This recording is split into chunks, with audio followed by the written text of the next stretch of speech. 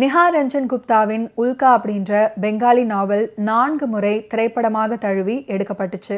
1957 அதே பெயரில் ஒரு பெங்காலி திரைப்படம். தாய் கருளு 1962 கன்னட திரைப்படம்.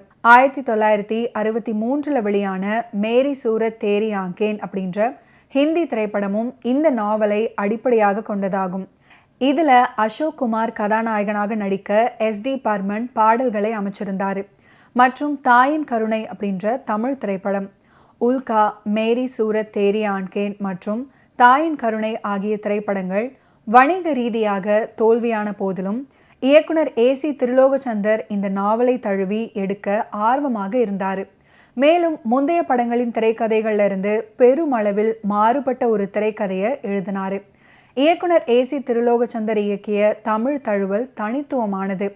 ஏனென்றால் அதில் பெரும் நடிகர் சிவாஜி அவர்கள், பணக்கார தொழிலதிபராகிய சங்கர் மற்றும் அவருடைய மகன்களான கண்ணன், விஜய் அப்படின்னு 3 கதாபாத்திரங்களில் நடிச்சிருந்தார்.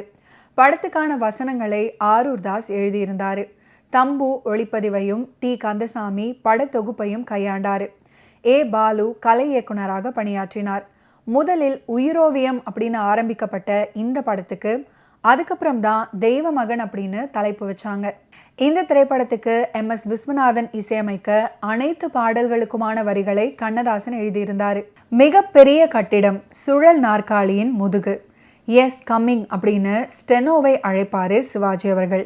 ஸ்டெனோ முகம் காட்டப்படும். நாற்காலியில் அமர்ந்திருப்பவரின் குரல் மட்டுமே கேட்கும்.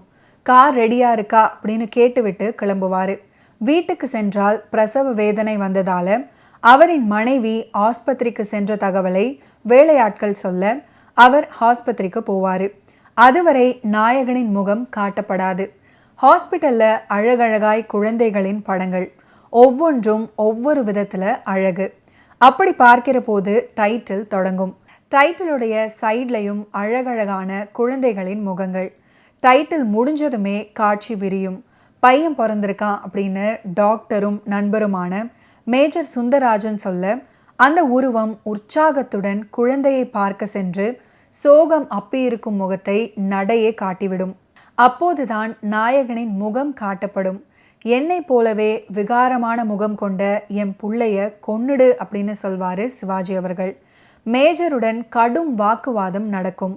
கடைசியில நீ சொன்னது மாதிரியே இந்த குழந்தை இருக்காது, இதோட உனக்கும் எனக்குமான நட்பு அவ்வளவுதான் அப்படின்னு கோபமாகி விடுவாரு மேஜர். குழந்தை இறந்தே பிறந்தது அப்படின்னு மனைவி பண்டரிபாய் கிட்ட சொல்லிடுவாரு சிவாஜி அவர்கள். சிவாஜி அவர்களின் மூத்த மகன் ராம்குமார் கணேசன் தன்னுடைய தந்தை எப்படி கதாபாத்திரங்களுக்குள் தன்னை முழுமையாக ஈடுபடுத்தி கொண்டார் அப்படின்றதை நினைவு கூர்ந்திருக்கிறாரு. சிவாஜி அவர்களின் தெய்வ மகன் படத்துக்காக தயாராகி கொண்டிருந்த போது ராம்குமார் பள்ளி செல்லும் சிறுவனாக இருந்திருக்காரு. 1939 வெளியான ஹன்ச்பேக் ஆஃப் நோட்ரடாம் படத்துல வரும் தோற்றத்தை சிவாஜி அவர்களுக்கு அளிப்பதே அதன் நோக்கமாக இருந்துச்சு. செயற்கை ஒப்பனைகளை பயன்படுத்தி பார்த்ததுக்கு அப்புறம் கதாபாத்திரத்தின் கவர்ச்சியற்ற தன்மையை குறைக்க வேண்டும் அப்படின்னு வலியுறுத்தினாரு சிவாஜி அவர்கள்.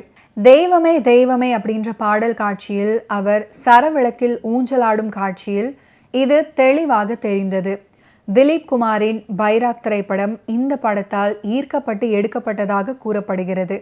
மேலும் விஜய் கதாபாத்திரத்தில் நடிப்பதற்காக தன்னுடைய தந்தை அந்த மூத்த இயக்குனரும் அவருடைய நெருங்கிய நண்பருமான CV ஸ்ரீதரின் உடல் மொழியையும் பாணியையும் கையாண்டதாக ராம்குமார் சொல்லியிருக்காரு.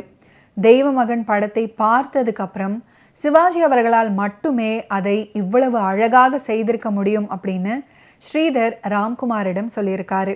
கண்ணதாசன் ஒரு பாடலுக்கு பல்லவி எழுதினாரு.